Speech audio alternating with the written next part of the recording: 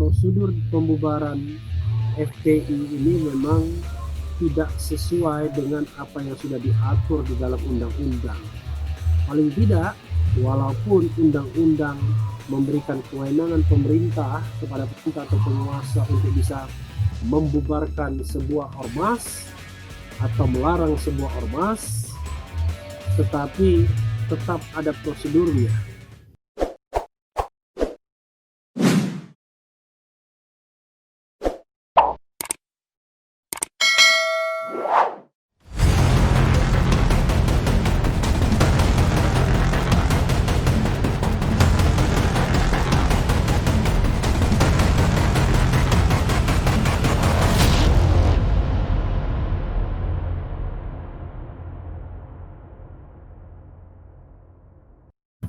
Jumpa lagi kita di channel yang keren ini, Keren Cadas. Ini malam Sabtu, saya kebetulan sedang duduk di suatu tempat ya. Dan ini ada pernyataan pers yang sebenarnya sudah disampaikan tanggal 30 Desember 2020, tapi tetap menarik untuk kita bahas ya dalam kesempatan ini, yaitu pernyataan pers dari Front Persatuan Islam atau FPI juga ya, atas kezaliman yang dialami oleh Front Pembela Islam. Kita bacakan apa isinya ya. Bismillahirrahmanirrahim. Assalamualaikum warahmatullahi wabarakatuh. 1. Bahwa pembubaran organisasi masyarakat maupun partai politik sudah pernah terjadi pada era Nasakom. Pada era Nasakom tersebut, sasaran pembubaran juga adalah ormas dan parpol yang menentang terhadap rezim Nasakom, terutama ormas dan parpol Islam. Jadi pelarangan Front Pembela Islam saat ini adalah merupakan dejavu alias pengulangan dari rezim Nasakom yang lalu. Luar biasa ya. 2. Bahwa keputusan bersama melalui 6 instansi pemerintah kami pandang adalah sebagai bentuk pengalihan isu dan obstruction of justice, penghalang-halangan pencarian keadilan terhadap peristiwa pembunuhan 6 anggota Front Pembela Islam dan bentuk kezaliman yang nyata terhadap rakyat sendiri. 3. Bahwa keputusan bersama Mendagri, Menkumham, Menkominfo, Jaksa Agung, Kapolri, dan BNPT adalah merupakan pelanggaran terhadap konstitusi pasal 28E ayat 3 Undang-Undang Dasar 1945, pasal 24 Undang-Undang nomor 39 tahun 1999 tentang HAM, dan putusan Mahkamah Konstitusi nomor 82/PPU /11/2013 bahwa hak bersikap adalah hak asasi manusia yang hanya boleh dikurangi dalam keadaan darurat, bahwa berdasarkan Undang-Undang 17 tahun 2014 juga Undang-Undang nomor 16 tahun 2017 pasal 80, bahwa keputusan bersama 6 instansi pemerintah adalah tidak berdasar hukum karena pasal 80 hanya mengatur ormas berbadan hukum, dan itu pun melalui pencabutan status badan hukum. 5. Berdasarkan putusan Mahkamah Konstitusi nomor 82/PPU/11/2013 dalam pertimbangan hukum halaman 125 dinyatakan suatu ormas dapat mendaftarkan diri di setiap tingkat instansi pemerintah yang berwenang untuk itu. Sebaliknya, berdasarkan prinsip kebebasan berkumpul dan berserikat, suatu ormas yang tidak mendaftarkan diri pada instansi pemerintah yang berwenang tidak mendapat pelayanan dari pemerintah negara, tetapi tidak dapat menetapkan ormas tersebut ormas terlarang, atau negara juga tidak dapat melarang kegiatan ormas tersebut sepanjang tidak melakukan kegiatan yang mengganggu keamanan, ketertiban umum, dan atau melakukan pelanggaran hukum. Dengan demikian, pelarangan tersebut jelas-jelas bertentangan dengan hukum yang berlaku.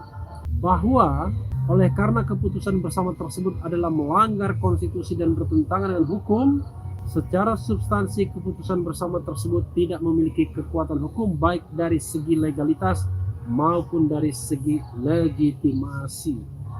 7. Bahwa kepada seluruh pengurus, anggota dan simpatisan Front Pembela Islam di seluruh Indonesia dan mancanegara untuk menghindari hal-hal yang tidak penting dan benturan dengan rezim zalim, maka dengan ini kami deklarasikan Front Persatuan Islam untuk melanjutkan perjuangan membela agama, bangsa, dan negara sesuai dengan Pancasila dan Undang-Undang Dasar 1945. 8. Adapun deklarator dari Front Persatuan Islam adalah sebagai berikut: Habib Abu Fihir Alatas, Kiai Haji TB Abdurrahman Anwar, Kiai Haji Ahmad Sabri Lubis, Haji Munarman, Kiai Haji Abdul Qadir Aka, Kiai Haji Awid Masuri, Ustadz Haris Ubaidillah, Habib Idrus Al-Habsyi, Ustadz Idrus Hasan, Habib Ali Alatas SH, Habib Ali Alatas Eskom, HI Tuan Kota Basalama, Habib Syafiq Ala Idrus SH, H. Baharuzaman SH, Amir Ortega, Syahroji, H. Waluyo, Joko, dan M. Lutfi SH. Wassalamualaikum warahmatullahi wabarakatuh. Hasbunallah wa ni'mal wakil, ni'mal maulana wa ni'mal nasyir. Jakarta, 5 Jumadil Ula 1442 Hijriah _30 Desember 2020. Ya, itu sobat era sekalian ya, pernyataan pers dari Front Persatuan Islam. Sekarang bukan lagi Front Pembela Islam, tapi Front Persatuan Islam. Ya, sebenarnya memang bisa dimaklumi ya, dipahami kalau mereka agak sedikit marah ya dalam pernyataan pers ini, karena memang banyak yang menilai keputusan bersama SKB ya, surat keputusan bersama 3 menteri plus 3 pejabat setingkat menteri tersebut sebenarnya ya dianggap melanggar. Pertama adalah melanggar undang-undang itu sendiri karena tidak sesuai dengan prosedur yang ditetapkan undang-undang, yaitu Undang-Undang Nomor 17 Tahun 2013 sebagaimana telah diubah dengan Undang-Undang Nomor 16 Tahun 2017. Yang pertama. Yang kedua, tentu tidak sesuai dengan prinsip hak asasi manusia. Dan yang ketiga, tidak sesuai dengan prinsip konstitusi ya. Karena kenapa? Karena konstitusi kita memberikan kebebasan, kewenangan, hak bagi warga negara untuk berserikat dan berkumpul, mengeluarkan pendapat baik secara lisan maupun tulisan, sebagaimana tercantum dalam pasal 28E Undang-Undang Dasar 1945.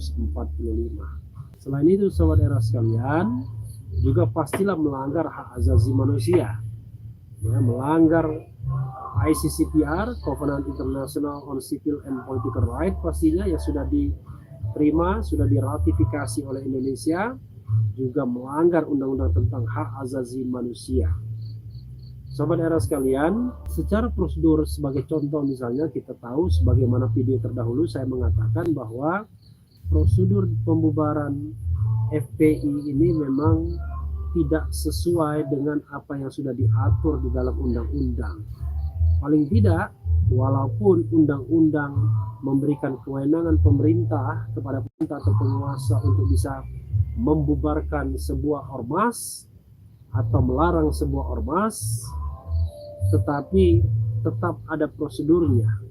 Paling tidak prosedurnya adalah memberikan peringatan tertulis dalam jangka 7 hari, tidak digubris peringatan tertulis, penghentian kegiatan, dan terakhir barulah pencabutan status badan hukum atau pencabutan surat keterangan terdaftar sambil menyatakannya bahwa organisasi tersebut organisasi yang dilarang atau dibubarkan.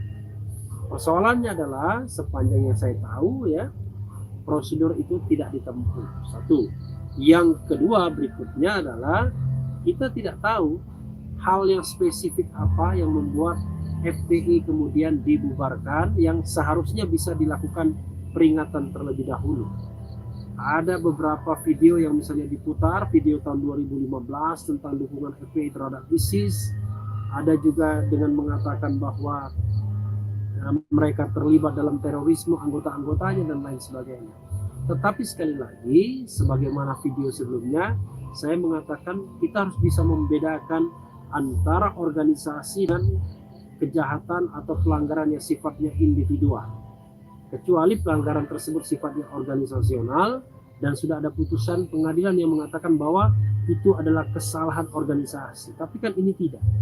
Jadi hanya subjektivitas pemerintah yang membubarkan FPI. Sahabat era sekalian, jadi wajar ya kalau Front Persatuan Islam meradang. Front Persatuan Islam adalah wadah yang dibentuk ex-FPI ini ketika FPI dinyatakan sebagai organisasi terlarang per 30 Desember dan per 30 Desember juga mereka mendirikan Front Persatuan Islam dengan alasan untuk menghindari benturan dengan penguasa. Ya, bahasa mereka keras ya, dengan rezim zalim, tapi saya tidak ingin mengatakan demikian, dengan penguasa, dengan pemerintah, dan barangkali for the time being itu jauh lebih baik.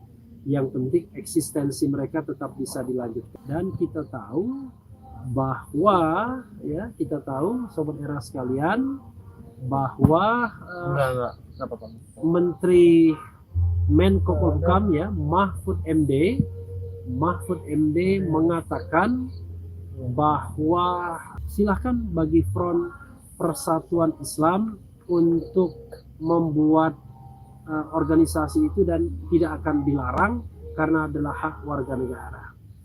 Ini berita yang menggembirakan dan saya kira for the time being untuk sementara win-win solution ya. Pemerintah tidak melarang, kemudian FPI ex-FPI bisa membuat Front Persatuan Islam. Adapun perjuangan untuk keadilan misalnya bahwa pembubaran FPI itu sewenang-wenang tetap bisa diajukan ke pengadilan tata usaha negara. Walaupun saya sendiri terus terang masih quote unquote masih bermasalah rasanya mempersoalkan independensi pengadilan kita ya. Jadi untuk hal-hal yang sangat sensitif rasanya memang kita masih harus belajar banyak mengenai yang namanya the independency of judiciary ya, independensi peradilan. Tetapi apapun itu tetap harus dicoba karena alasan-alasan untuk memperjuangkan haknya juga justified. Sobat era sekalian, itu tadi pernyataan yang barangkali sudah dibaca di tempat-tempat lain, tapi tetap saya bacakan di sini Refli Harun Channel buat sobat era sekalian agar kita memahami bagaimana tanggapan ex-FPI ini terhadap pembubaran organisasinya. Dan mudah-mudahan ke depan baik pemerintah maupun Front Persatuan Islam bisa saling memahami, saling mengerti bahwa dalam kehidupan berbangsa dan negara ada pagar-pagar yang harus disepakati bersama. Misalnya pagar demokrasi, pagar konstitusi yang harus ditaati oleh pemerintah atau oleh penguasa. Sementara oleh Front Persatuan Islam adalah pagar ketaatan terhadap hukum. Tidak boleh menjadi polisi swasta misalnya. Mudah-mudahan semuanya jauh lebih baik. Silakan tetap perjuangkan pembubaran FPI di ranah peradilan, tapi eksistensi Front Persatuan Islam mungkin bisa menjadi sebuah alternatif untuk mengisi waktu sebelum hidupnya lagi FPI kalau bisa dihidupkan melalui proses peradilan, dan kalau memang tidak bisa, Front Persatuan Islam masih bisa menjadi wadah tempat amar ma'ruf nahi mungkar. Ya, sobat era sekalian, yang penting tetap di channel ini karena di channel ini Anda akan dirayu, ditipu, dibaperin, dicecar, diuber pula di jalur khusus. Karena channel ini adalah channel yang mengancam, memeras dan membenci. Jangan lupa subscribe, like, comment, and share. Cheers.